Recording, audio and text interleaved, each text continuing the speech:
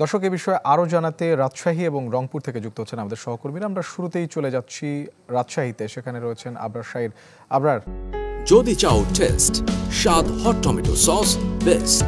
স্বাদ hot tomato sauce এখন নতুন স্বাদে। পূর্ব ঘোষিত যে ঘোষণা অনুযায়ী আসলে রাজশাহীতে সকল কলেজ এবং বিদ্যালয় যেগুলো সবকিছু খুলেছে। এই মুহূর্তে আমরা রয়েছি রাজশাহী নিউ গভর্নমেন্ট ডিগ্রি কলেজে, এবং এখানে এসে যেটি দেখা গেছে যে ইন্টারমিডিয়েট ফার্স্ট ইয়ার যারা, তাদের একদিন মাত্র ক্লাস হয়েছিল এর আগে ভর্তির পরপর। আজকে দ্বিতীয় দিনের মতো তারা এসেছে এবং তাদের ক্লাসগুলো হচ্ছে, কিন্তু অনার্স লেভেলের যে ক্লাসগুলো সেগুলো কিন্তু হচ্ছে না। সেকেন্ড ইয়ারেরও তেমন ক্লাস শুরু হয়নি, তবে কার্যক্রম এখন চলছে।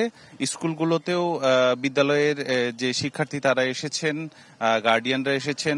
ব্যতিক্রম শুধু বিশ্ববিদ্যালয়, কারণ বিশ্ববিদ্যালয়ের প্রশাসনিক পর্যায়ের যত শিক্ষক যারা দায়িত্বে ছিলেন, ভিসি প্রভিসি অন্যান্য প্রশাসনিক দায়িত্বে, এরকম প্রায় 40 থেকে 50 জন যারা কর্মকর্তা ছিলেন তারা পদত্যাগ করেছেন, ফলে জায়গাগুলো ফাঁকা রয়েছে। এবং শীর্ষ পর্যায়ের প্রশাসনের কেউ না থাকাতে আসলে কবে কখন কিভাবে ক্লাসগুলো হবে বা পরীক্ষাগুলো অনুষ্ঠিত হবে কিনা সেই বিষয়ে আসলে কোনো নির্দেশনা না থাকাতে শিক্ষার্থীরা এখনো হলগুলোতে ফেরেনি।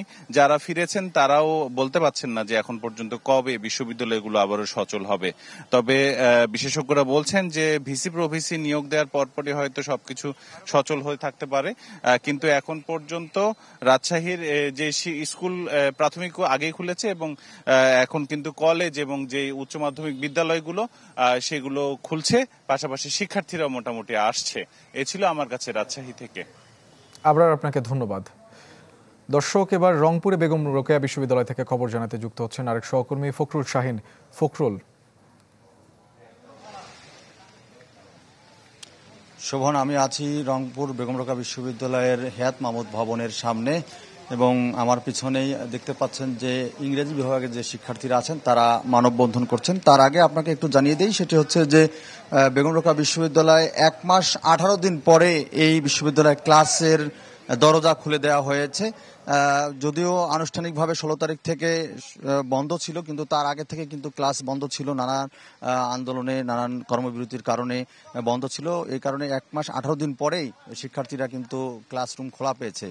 কিন্তু যে বিষয়টি সেটি হচ্ছে কিন্তু আজকে কিন্তু ক্লাস শুরু হয়নি, বা বিভিন্ন শ্রেণীকক্ষে আমরা গিয়েছি, যেমন গণিত বিভাগে গিয়েছি, সেখানে শিক্ষার্থীদের নানান দাবি আছে। তারা বলছেন যে সে দাবিগুলো তাদের আদায় হবে, তারপরে তারা ক্লাস শুরু করবেন। এবং প্রশাসনিক নানা জটিলতাও রয়েছে এখানে। উপাচার্য, প্রক্টর, ট্রেজারার সহ প্রশাসনিক নানা কয়েকজন কর্মকর্তা কিন্তু পদত্যাগ করেছেন। এ কারণে আসলে শিক্ষার্থীদের দাবি দেওয়া এখনও তাদের মেনে নেওয়ার মতো পরিস্থিতি সৃষ্টি হয়নি, এমনটি কর্তৃপক্ষ বলছেন।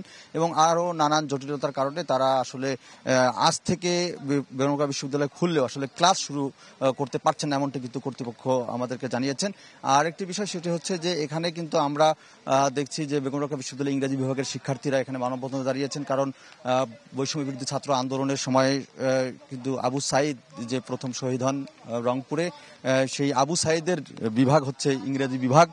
সেই ইংরেজি বিভাগের শিক্ষার্থীরা এখানে মানববন্ধনে দাঁড়িয়েছেন। তাদের দাবি হচ্ছে যে আবু সাইদ হত্যাকাণ্ডে প্রত্যক্ষ পরোক্ষভাবে জড়িতদের যেন উপযুক্ত শাস্তি দেয়া হয়, দৃষ্টান্তমূলক শাস্তির দাবি তারা জানাচ্ছেন। এবং তারা বলছেন যে আবু সাইদ হত্যাকাণ্ডের সঙ্গে যারা জড়িত তাদের শাস্তি, দৃষ্টান্তমূলক শাস্তি না হওয়া পর্যন্ত তারা আন্দোলন চালিয়ে যাবেন, এমনটি কিন্তু জানিয়েছেন। তো এই ছিল এখানকার সর্বশেষ। ফখরুল, আপনাকে ধন্যবাদ। দর্শক, শিক্ষা প্রতিষ্ঠান খোলার বিষয়ে আমাদের জানাচ্ছিলেন রাজশাহী এবং রংপুর থেকে আমাদের সহকর্মীরা।